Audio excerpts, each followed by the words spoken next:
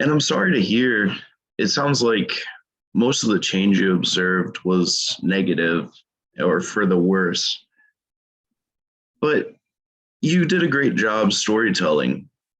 You showed a lot of prescience in your speech with all of the political facts and the other firsthand insight and knowledge that you have. And you showed an excellent mastery of humor, as always. Dirtbag 1 and 2. That was pretty funny.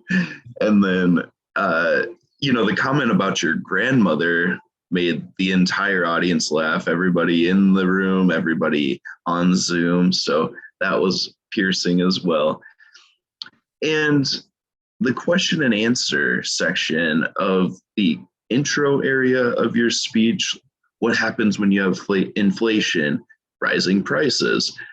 That's a great way to get your audience to start thinking about what you're saying. And it's such an important component of storytelling. So, right on, good job. And I'm going to read that again. Great way to add emphasis. And what a truly shocking recollection that was.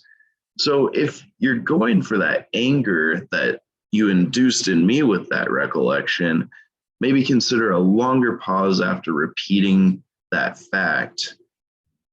It gives more time for the upsetting emotions to hit the audience. Enraged.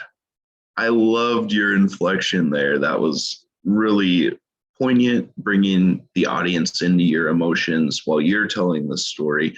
I'd love to hear even more animation on that word, maybe a little even a little more pause around that word. And it's a good opportunity to wake the audience up. The purpose of the trip was to bury ashes. Sorry to hear that. It would be a good time for a tone change. You could switch up the emotions right after the enraged section of the speech and just bring the audience on that roller coaster of what a story is.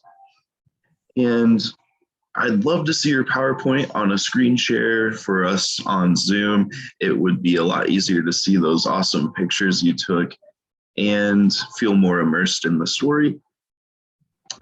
Then at the end, you were saying, that's my trip in a nutshell. And you said, you can't go home and not expect change. To me, that's the theme of your story right there. You said at the end, I don't know the solution to all of our problems, but I hope someone figures them out. I'll talk more about that later, but I know you were a fantastic speech crafter based on over a year of being lucky enough to be your fellow Toastmaster. Again, you are prescient in your story. You know a lot of background info that we're not privy to. As this is a storytelling speech, I understand the urge to give it in a chronological fashion.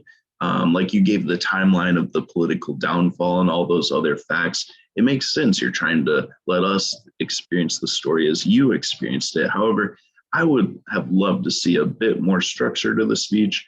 At one point, you were talking about the 60 small turtles. That's fantastic. Put a smile on my face.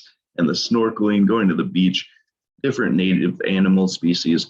I think that section of your story should be very distinct and introduced with something like, although there was a lot of negative changes to my home, some things stayed the same. Or although not everything is as good as it once was, there still are some glimmers of hope. And that's where you could tie in that closure of, I'm just hoping that things get better. Great speech, Anouk, and look forward to seeing you dial it in.